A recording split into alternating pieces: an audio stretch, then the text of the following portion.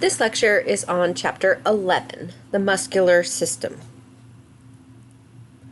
In the previous chapter, we talked about muscle tissue. Now we're going to talk about actual muscle groups. So let's take a look at the functional groups of skeletal muscles. When looking at skeletal muscles, remember that the origin is the fixed attachment point of a muscle on a bone, and the insertion is the movable attachment point. We touched on this when talking about tendons with the muscle tissue. Prime movers provide the major force for producing a specific movement. Antagonists oppose or reverse a particular movement. Synergists add force to a movement, and they reduce undesirable or unnecessary movement. And fixators are synergists that immobilize a bone or muscle's origin. When naming muscles, the arrangements of fascicles are very important to consider. Circular fascicles are arranged in concentric rings. For example, the orbicularis oris. Orbicularis refers to the circular fascicles. Convergent fascicles converge towards a single tendon insertion. For example, the pectoralis major of the chest. The muscles will be broadest at the sternum, and then they will converge where they insert on the tendon of the humerus. Parallel fascicles run parallel to the long axis of a strap-like muscle. An example of that is the long strap-like sartorius muscle that runs across the anterior leg, thigh. Fusiform is a spindle-shaped muscle that has parallel fibers that pinch in on the proximal and distal ends. The biceps brachii is a good example of fusiform. Pinnate are short fascicles that are attached obliquely to a central tendon that runs the length of the muscle. The rectus femoris of the quadriceps muscle group is an example of a pinnate. Pinnate is like a feather. Pinna means feather. Circular is shown here in figure A for the orbicularis oris. Convergent, the pectoralis major, is shown in figure B. Notice that it originates on the sternum in a broad manner and then converges towards the insertion point on the humerus. C is the sartorius, that long strap-like muscle where the parallel fibers run. D is a bipennate. Oh wait, where's D? Unipennate. So this is the extensor digitorum longus that attaches to the digits of the foot. There's also an extensor digitorum that attaches to the digits of the hand. But in this case, D, the extensor digitorum longus of the leg and foot, is unipennate because the fascicles run obliquely from just one angle. Bipennate, like the rectus femoris of the quadriceps group mentioned before, have the oblique fascicles running in both angles from that central tendon. So remember, penna means feather, and these both kind of look feathered, don't they? And there's even a multipennate seen in the deltoid, and here we see pictured a good 3 sections, maybe even 4 if you kind of look to the right there, sections for this deltoid muscle, and it's multipennate. And then F is the fusiform biceps brachii muscle, and that means it's pinched on the proximal and the distal ends. Has a big belly. That's the center of the muscle there, is its belly. There are several different types of lever systems in the body. And let's first look at the components of a lever system. This includes the lever, the effort, and the load. The lever is a rigid bar that moves on a fixed point or fulcrum. The effort is the force applied to a lever to move a resistance, and the load is the resistance moved by the effort. In the body, the lever is the bone, that's the rigid bar, and the bone moves on the fixed point or fulcrum, which is your joint. In the body, the effort is the force supplied by muscle contraction, and it's applied to a lever to move a resistance, which would be the load, and that can even just be the weight of your body or the tissues you're moving. The load is the resistance of the bone, tissues, and any added weight moved by the effort. There are power levers and speed levers. With a power lever, the joint is at a mechanical advantage because the effort is able to move a large load, but only at a short distance. With a speed lever, the joint is at a mechanical disadvantage because only a light load can be lifted. However, it can be moved along a greater path than the power lever. There are 3 classes of lever systems in the body: first class, second class, third class. In the first class lever system, the fulcrum is located between the load and the effort. In the illustration here, it gives the examples of scissors.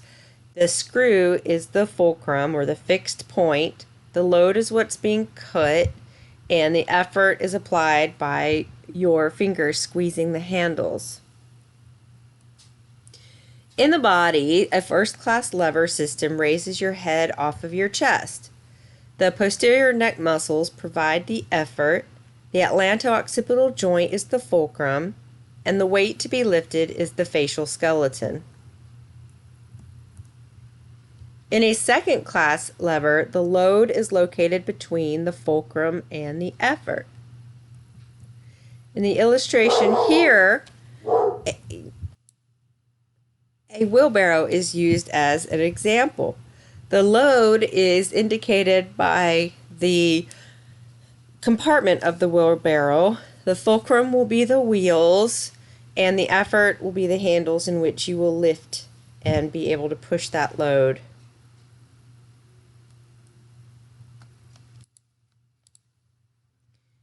In the body, the second class lever is exerted when you stand on your tiptoe. The effort is exerted by the calf muscles pulling upward on the heel. The joints of the ball of the foot are the fulcrum, and the weight of the body is the load.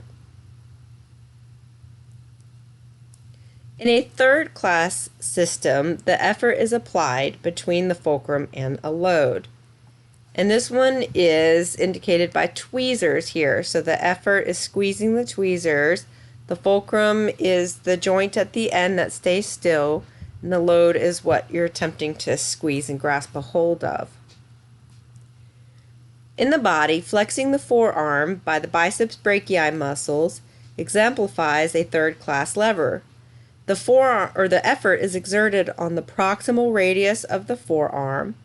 The fulcrum is the elbow joint, and the load is the hand and distal end of the forearm.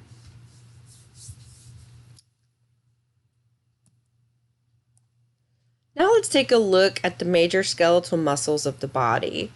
They are grouped by function and location, and this will help you when studying for your lab material and completing your lab exercises. When looking at the major muscles of the body, note the information for each of the muscles: the name and description, the origin and the insertion, the action, and the innervation.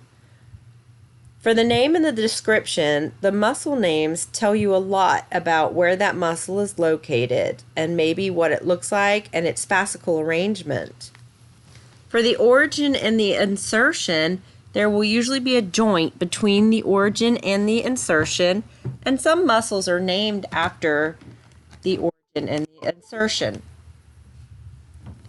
The action, the insertion will move toward the origin, and that's best learned by acting out the muscle's movement on one's body. And like a flexor muscle will be a muscle that flexes. Innervation is the name of the major nerve that supplies the muscle. Like and sometimes the nerves will be named after that, like the peroneal nerves of the leg are named in conjunction with the peroneal muscle group.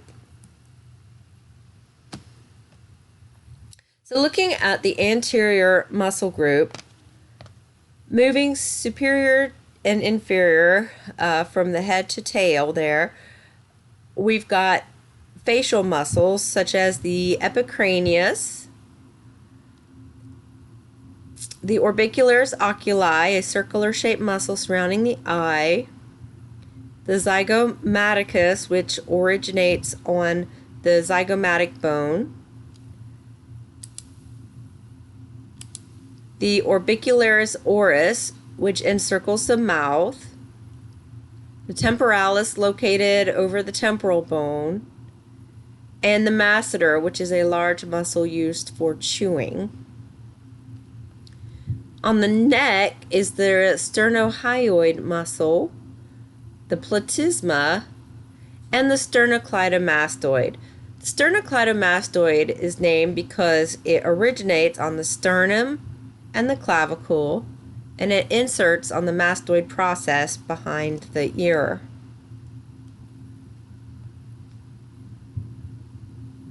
On the thorax is the pectoralis minor, serratius major, and the pectoralis major. The pectoralis major is the big pecs muscle of the chest. The intercostals are named because they're located between the ribs. They aid in breathing. There are internal intercostal muscles and external intercostal muscles. The abdomen includes the rectus abdominis. So this is a parallel grouping of muscles that run along the long axis of the body. That's what rectus means. And abdominis is it's over the abdominal region. There are oblique muscles which run at oblique angles. The internal oblique is deep to the external oblique. And then the transverse abdominis will run horizontally along the transverse plane over the abdominal area. So then, looking at the upper and lower limbs going proximally to distally, on the shoulder we have the trapezius and then the deltoid over the acromial region here. The arm, which is brachii, is going to consist of the triceps brachii and biceps brachii. And the triceps and biceps talks about how many origins they have. So the biceps would have 2 and the triceps would have 3, meaning that there's going to be like 2 tendons of the biceps that originate, and there'll be like 3 tendons of the triceps, 3 heads to the triceps, 3 heads to the biceps. And of course the brachii is the arm. And then the brachialis is going to be a synergist muscle that helps the biceps brachii in its flexing of the arm. The forearm is the pronator teres, and then the brachioradialis, which is another synergist muscle. The flexor carpi radialis is going to flex the wrist, and it's running along the radius, and the palmaris longus. On the lower limb, we have for the pelvis or thigh area, the iliopsoas and the pectineus. The thigh is the quadriceps group, which includes the rectus femoris, running along the long axis of the body. Again, that's what rectus is. And femoris means it's in the femoral region of the thigh. Then we have the vastus lateralis on the side, and the vastus medialis inner thigh. If you lift up the rectus femoris, you would see the vastus intermedius, which is between the vastus lateralis and the vastus medialis. On the leg, you have the tibialis anterior. It's running along the anterior of the tibia, and the extensor digitorum longus, mentioned earlier, and the fibularis longus. On the back of the leg, you have the gastrocnemius and the soleus, which are your calf muscles. On the thigh pictured here on the left side of the anatomical model, you have the tensor fasciae lati, the sartorius, the adductor longus, which is going to adduct the leg, moving it down towards the midline, and the gracilis, which is another like synergist. On the posterior, there's a few new muscles to see here. Of course, there's the sternocleidomastoid, and that's the insertion on the mastoid process of the temporal bone.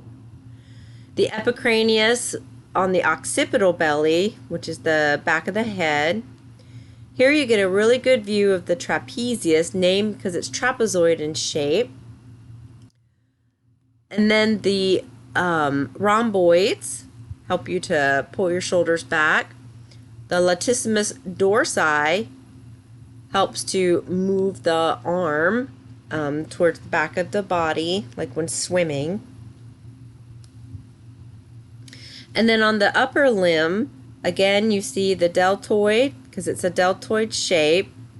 Then you have part of your rotator muscle group, the infraspinatus and the teres major. This is a good view of the triceps, and you see the brachialis again, and a whole lot of little muscles in the forearm there, but the only one you're asked to know is that brachioradialis. On the lower limb, you see the gluteus medius and the gluteus maximus. So the gluteal groups, there's three: minimus, medius, and maximus. Maximus is the largest of the three, and the medius is going to be in the mid-size. We use the medius more for walking and the gluteus maximus more for like lifting our body when we're lunging or going upstairs.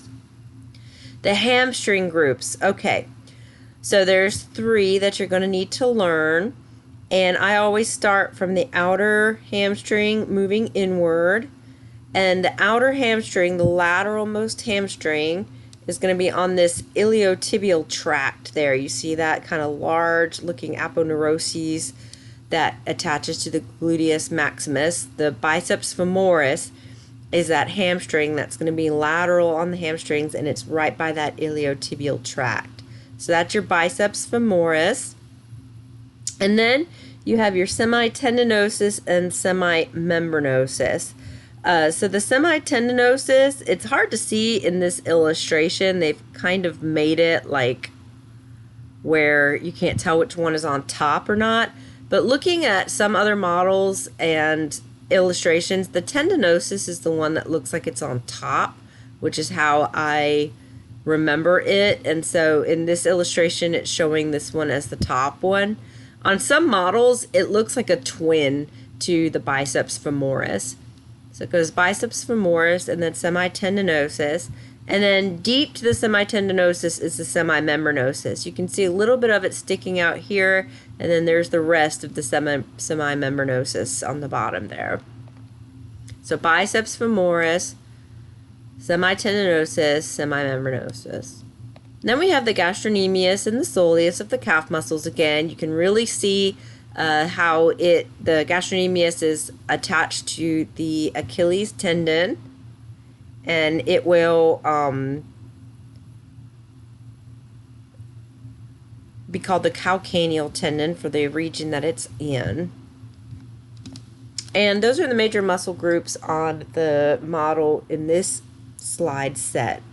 And then as you move more through the rest of the PowerPoint, this just gives you some good views of major muscles that are listed on your lab. So I won't necessarily go through all of them, but I'll hit on the highlights.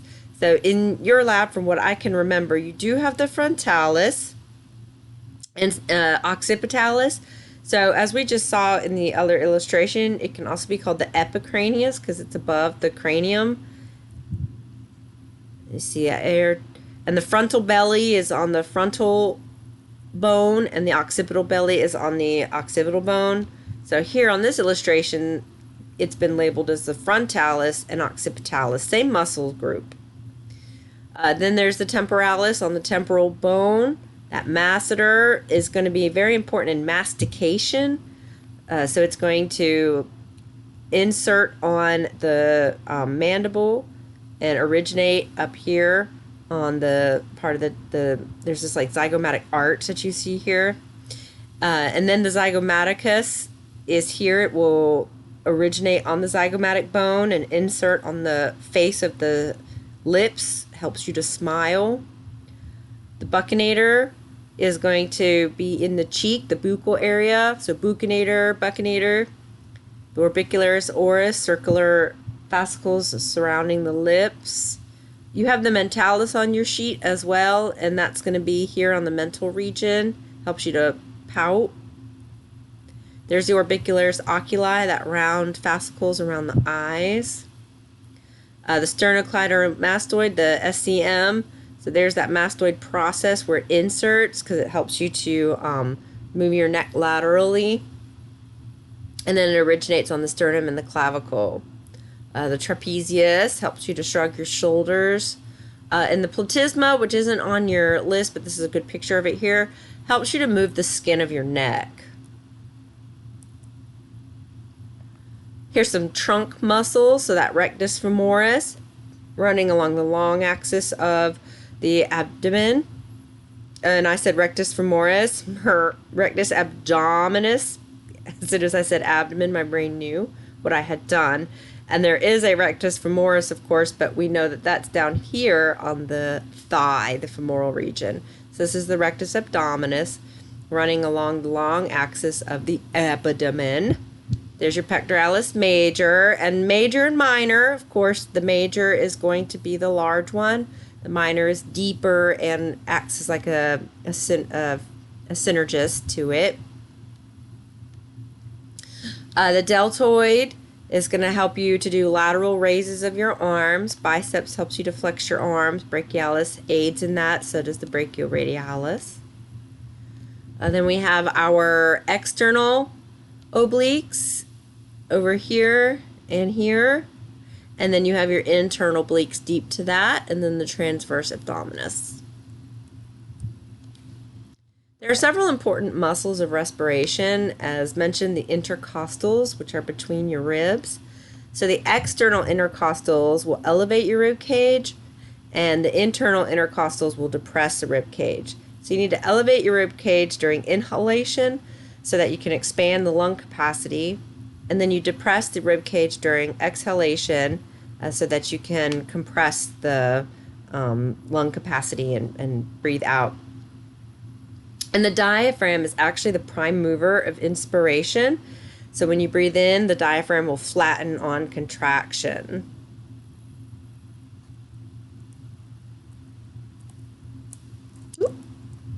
Here's just showing you some more of the back. I just want to show you pictures to help you with the lab. You can look at the information as you move forward. But this is that trapezius muscle again, a huge muscle group. Extending all the way up from the occipital bone down into the thoracic vertebrae. It attaches to the spine of the scapula, helps you shrug your shoulders, and along with the rhomboids helps you to move your scapula posteriorly and medially. And then this is the latissimus dorsi. Again, it's your big swimming muscle. So when you go and extend your arm behind you, that is the movement of the latissimus dorsi. This is an important group, the erector spinae muscle. I'll make a mention of it since they're shown here. These are postural muscles that aid in, maintaining that posture of your trunk. And when you are lifting a heavy load, you have learned that you need to lift it from a squat position and use your butt to engage instead of your lower back, because the erector spinae muscle don't actually go into contraction mode and posture mode until you are over 45-degree angle when you're standing up. And so if you try to lift from just that, bent over position before you get to like that 45-degree or greater angle, then your erector spinae muscle are not contracted and they're going to strain, and you can pull vertebrae out of alignment and strain the muscles, and all kinds of pain can ensue. So that's why you want to lift from a squat position. This is a good view of the quadriceps. This is a anterior view of the thigh. There's your rectus femoris. That's one running along the parallel axis of the thigh, and to the lateral side of that is the vastus lateralis, and then medially is the vastus medialis. Remember, if you lift up, if you like sever that tendon and lift up the rectus femoris, there'd be a vastus intermedius between the vastus lateralis and vastus medialis. Of the lower leg, we're seeing the tibialis anterior. That's one that's on your list. And then the gastrocnemius and soleus are that calf group. And then this is just muscle man once more. A hint, if you're seeing illustrations like this to fill out or to answer questions on about whether they're like internal or external, look to see if you can view like the ribs or anything like that, because that will show you that we are deep into the muscle. We're still superficial because, I mean, there's over 600 muscles in the body. So even though we've cut away the pectoralis major and like the aponeuroses, we're a little bit deep, but we're still kind of superficial. Just a little disclaimer there. But what I'm trying to say is, looking for those ribs, you will see that this would be the internal oblique. Whereas over here, where you don't see the ribs and you see like that nice aponeurosis, that's going to be your external. Just a little trick for you. So the quadriceps are named because they arise from 4 separate heads that form the flesh of the front and the sides of the thigh. They all have a common insertion on the knee, and they are a powerful knee extensor innervated by the femoral nerve. And so mentioned, the quadriceps includes the rectus femoris, vastus lateralis, vastus medialis, and then there'll be the vastus intermedius in between those two.